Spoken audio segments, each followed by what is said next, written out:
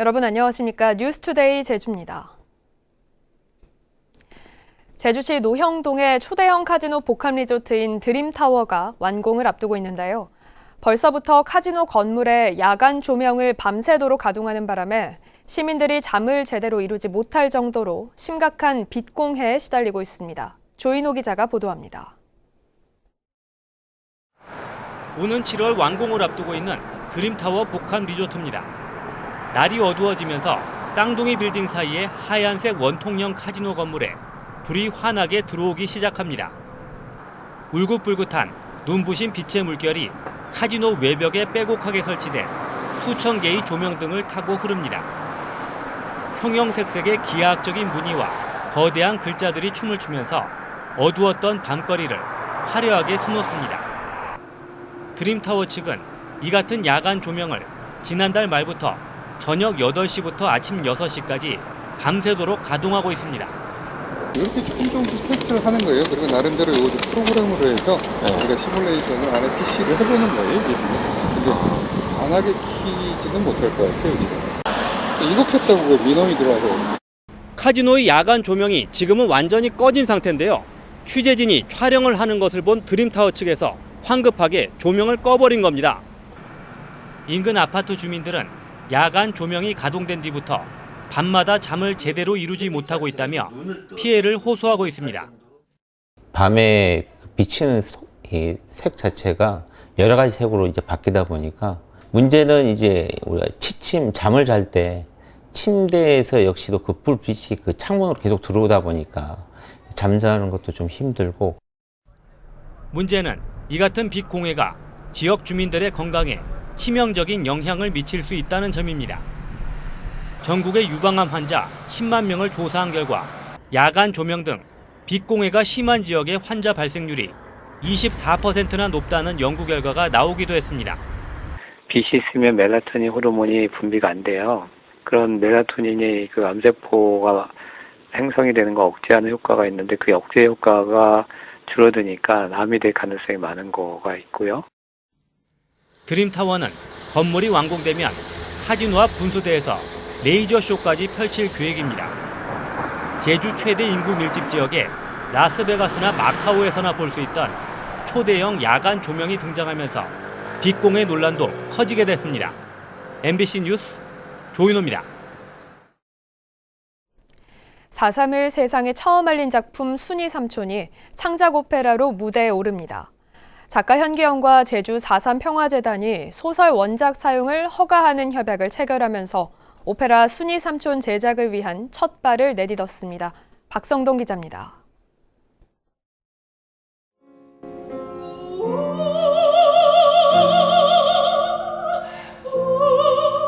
추운 겨울 남편과 두 자녀를 잃고 혼자 남은 여인이 목 놓아 옵니다. 4.3 당시 마을 주민 400여 명을 학살한 북촌리 사건을 다룬 소설 순이 삼촌의 주인공입니다. 어미 없이 그 먼 길 어찌 갈까. 엄혹했던 시절 4.3을 세상에 처음으로 알린 소설 순이 삼촌이 창작 오페라로 무대에 오릅니다. 제주 아트센터와 제주 4.3 평화재단, 현기영 작가가 오페라 순이 삼촌 제작을 위한 협약을 체결하고 오페라 제작에 첫 발을 내디뎠습니다. 그 원원을 달랜다고 해서 그런 의미에서 순이 삼촌을 쓴 거예요. 이 오페라도 레퀴엠으로서 그 원원을 달래는 그런 음악이 되겠죠. 2년 전부터 순이 삼촌 오페라를 구상해온 소프라노 강혜명은 시대와 지역을 초월하는 오페라라는 장르를 통해 제주 4.3의 세계화에 힘을 보탤 작정입니다. 직접 순이 삼촌으로 출연하는 것부터 예술 감독과 연출, 각본을 도맡는 등 각별한 애정을 보이고 있습니다. 4.3을 우리가 얘기할 수 없었던 그 시대에 나왔던 소설이기 때문에 젊은이들이 본다면 과연 이것을 공감할 수 있을까? 그 시대의 아픔 또한 우리가 알아야 하는 역사고 그것 또한 우리가 오페라로서 풀어놔야 된다는 그런 생각을 했기 때문에 4.3을 소재로 한 첫 오페라로 제주도립 오케스트라와 무용단 등 출연진 230여 명 대부분이 제주 지역 예술인이라는 점도 의미가 큽니다. 오페라 순이 삼촌은 다음 달 13일 제주 아트센터에서 갈라 콘서트를 시작으로 9월 제주에서 초연을 하고 10월에는 서울 세종문화회관에서 공연을 이어갑니다. MBC 뉴스 박성동입니다. 제주에서는 지난 어린이날 빌라 화재로 일가족 4명이 숨지는 사고가 있었는데요. 불과 일주일여 만에 대낮에 연립주택에서 불이 나 태어난 지 2달 된 아기가 숨지고 엄마가 크게 다쳤습니다. 이소연 기자가 보도합니다. 4층짜리 주택 건물이 온통 검은 연기로 뒤덮였습니다. 2층 창문에서 시뻘건 불길이 쉴 새 없이 뿜어져 나오고 창문 난간에 매달린 한 여성이 필사적으로 집 안에 들어가려고 시도합니다. 하지만 화염과 연기에 밀려 계속 실패하다 결국 아래로 떨어집니다. 제주시 2호동 연립주택에서 불이 난 건 어제 오후 1시 10분쯤. 그 용광로 있잖아요. 화염방사 있잖아요. 그 정도로 쏟아 나왔어요. 소화기로 쐈어요. 근데 막 소화기로 쏴도 불이 안 꺼졌어요. 20분 만에 큰 불길을 잡은 소방대원들이 거실 구석에 있던 생후 50일의 남자아이를 발견했지만 이미 숨진 후였습니다. 난간에 매달린 채 계속 집 안으로 들어가려던 아이 엄마는 뜨거운 열기에 화상을 입고 2층에서 떨어졌지만 생명에는 지장이 없는 것으로 알려졌습니다. 애기 데리러 가려고 잠깐 갔다가 연기 때문에 안 된다니 더 심하게 되니까 이제 뛰어내려야 될 거 아닙니까? 그럼 베란다 매달려가 밑에 사람 2사람이 받고 뛰어내렸거든. 2층에서 시작된 불은 내부를 모두 태운 뒤 외벽을 타고 빠르게 번져 진화 작업에 어려움을 겪었습니다. 경찰과 소방당국은 아기 물건들이 있던 방에서 불길이 시작돼 거실로 번진 것으로 보고 아이 엄마의 상태가 호전되는 대로 화재 경위 등을 조사할 예정입니다. MBC 뉴스 이소연입니다. 제주 농민 소득원 가운데 하나인 마늘이 올해도 과잉 생산돼 가격이 폭락하면서 농가들의 근심이 커지고 있는데요. 농가들은 올해 처음 산지 폐기까지 했지만 상황은 나아지지 않고 있다며 해결책을 요구하고 나섰습니다. 김항섭 기자입니다. 서귀포시 대정읍의 한 마늘밭. 다자란 마늘 줄기가 노랗게 말라 시들어가고 있습니다. 최근 마늘값이 생산비의 절반 이하로 폭락하자 농가들이 아예 수확을 포기한 겁니다. 인건비가 인상되어 있고 농자재비가 인상되어 있고 생산 원가는 점점 높으는데 우리 마늘값은 점점 10년 전보다도 못한 마늘 단가가 나오다 보니까 우리 농가는 굉장히 힘들죠. 올해 도내 마늘 생산량은 3만여 톤으로 이 가운데 농협 계약 처리 물량은 만여 톤에 그치는 상황. 2,000톤을 산지 폐기했지만 생산량의 절반인 15,000여 톤은 여전히 처리되지 못할 처지에 놓였습니다. 여기에다 최근 밭대기 거래마저 계약 포기가 속출해 농가들은 더 이상 판로를 찾기 어렵게 됐다며 대책을 촉구하고 나섰습니다. 농가들은 1kg당 마늘 수매 가격 3,200원을 보장하고 정부와 농협에 수매 물량을 추가로 늘려달라고 촉구했습니다. 정부 수매 물량이라도 늘려서 조기에 정부 수매가 이루어져서 농민들이 한숨을 놓고 농사를 지을 수 있게끔 해줬으면. 주산지 대정 등 9개 농협은 추가 수매 가능 여부를 협의하고 마늘 소비 운동을 펼친다는 계획입니다. 20% 내지 30% 정도는 이제 추가 수매를 이서에서 이제 협의를 할 겁니다. 그리고 소포장을 해서 이제 홈쇼핑이라든가 각종 마트에 이렇게 홍보를 해서 적극적으로 소비에 촉진을 하도록 하겠습니다. 하지만 수매량 확대에 한계가 있는 데다 최근 중국산 김치 수입 증가로 마늘 소비가 줄고 있는 상황에서 소비 운동도 큰 효과를 기대하기 어려워 마늘 농가들의 시름은 깊어지고 있습니다. MBC 뉴스 김항섭입니다. 코로나19 사태가 장기화되면서 취업자 수가 크게 감소하는 등 고용 충격이 현실화됐습니다. 이태원발 코로나19 확산에 제주 골목 상권에도 다시 한번 찬바람이 휘몰아치고 있습니다. 현재훈 기자가 보도합니다. 국내외 관광객들이 많이 찾던 제주시 연동의 한 음식점. 코로나19 여파로 관광객이 줄어 매출액이 크게 떨어지자 인건비를 감당하지 못해 할 수 없이 직원을 줄였습니다. 직원도 지금 예전에는 14명이었는데 지금 현재로는 6명이 지금 이렇게 일을 하고 있고요. 한 70%가 지금 감소가 되어 있습니다. 코로나19 사태로 인한 고용 충격이 현실화됐습니다. 지난달 제주 지역 취업자는 37만 명으로 지난해 4월보다 8천 명 감소했고 고용률은 65.8%로 2.3%포인트 하락했습니다. 취업자 수는 2018년 7월 이후 가장 큰 감소폭을 보였습니다. 주당 36시간 이상은 7만 1,000명이 준 반면 36시간 미만은 4만 4천 명 늘고 일시휴직도 2만 9천 명으로 1만 9천 명 증가해 고용의 질도 악화된 것으로 보입니다. 취업자 수가 8,000명이 감소하였습니다. 근데 이는 종사자 지위별로 봤을 때는 임시직, 일용직 근로자가 크게 감소한 걸로 나타났고 취업시간대별 취업자로 봤을 때는 일시휴직자 수가 크게 증가한 걸로 나타났는데 이는 코로나19 영향 때문으로 파악되어지고 있습니다. 최근 발생한 이태원발 코로나 여파도 골목 상권에 직격탄을 주고 있습니다. 중소벤처기업부 조사에서도 이번 주 제주 지역 소상공인 매출액은 2월 초보다 60% 감소해 지난주 56%보다 더욱 떨어졌습니다. 이 같은 매출액 감소 비율은 서울에 이어 두 번째로 높았습니다. 정부와 제주도 등에서 각종 재난지원금 지급이 시작된 가운데 코로나 충격을 극복하기 위한 일자리 창출과 경제 살리기 대책이 시급한 상황입니다. MBC 뉴스 현재훈입니다. 경기 침체 여파로 제주도 내 법인세 신고액이 크게 줄었습니다. 제주도는 지난달 마감된 2019년 소득에 대한 법인 지방소득세 신고액은 11,298건에 702억 원으로 지난해보다 22%, 193억 원 감소했습니다.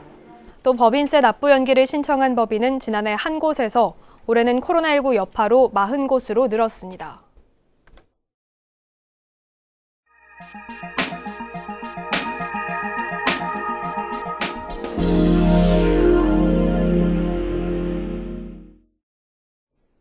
코로나19 사태로 인해 많은 자영업자들이 힘든 시기를 보내고 계시죠. 그런데 정부와 자치단체가 주는 재난지원금으로 자신보다 어려운 어린이를 돕는 기부 행렬이 이어지고 있습니다. 강서형 기자입니다. 10여 년간 치킨집을 운영해온 최정주 씨 부부. 이번에 받은 재난기본소득 40만 원을 어린이들을 위해 모두 기부했습니다.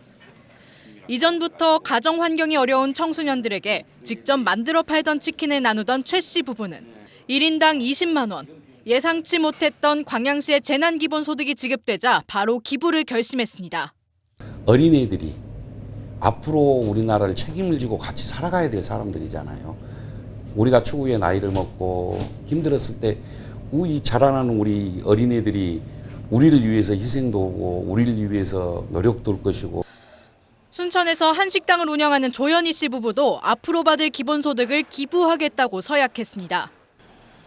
코로나로 식당 매출이 큰 타격을 입은 상황이지만 나보다 더 어렵고 힘든 아이들을 돕자는 동료 자영업자의 권유에 마음이 움직였습니다. 저 같은 사람도 이 정도로 힘들다고 피부로 직접적으로 느끼는데 정말 저보다 못하는 그들은 정말 상상할 수 없는 부분들이죠. 기초생활수급자나 차상위계층 등 도움의 손길이 필요한 아동은 전남 지역에만 3만여 명. 특히 최근 감염병 사태 속 고용률이 감소하면서 한부모 가정 아이들의 어려움은 더욱 심해졌습니다. 이런 어려운 상황 속에서도 아이들이 꿈과 희망을 잃지 않고 본인들 상황에서 열심히 공부하고 생활할 수 있도록 좀 지원을 하고자 하고 있습니다. 모두가 힘든 재난 상황 속에서도 아이들에게 관심과 애정을 잃지 않는 모습들이 지역 공동체에 큰 울림을 주고 있습니다.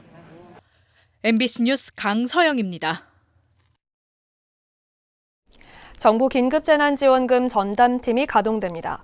제주도는 정부의 긴급재난지원금 신청 업무를 담당할 전담 대응팀을 구성해 신청 방법과 사용처, 지원 규모 등을 안내하고 거동이 불편한 경우에는 방문 접수도 실시하기로 했습니다.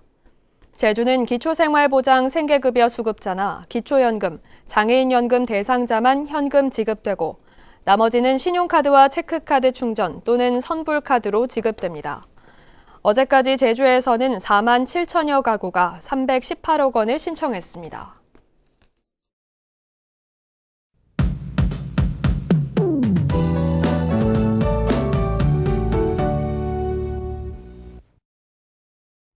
오늘 아침 구름 많은 가운데 출근길 어제보다 기온이 올라 포근하겠습니다. 오후부터는 점차 흐려지겠고요. 내일 새벽부터는 비 소식이 있겠는데요.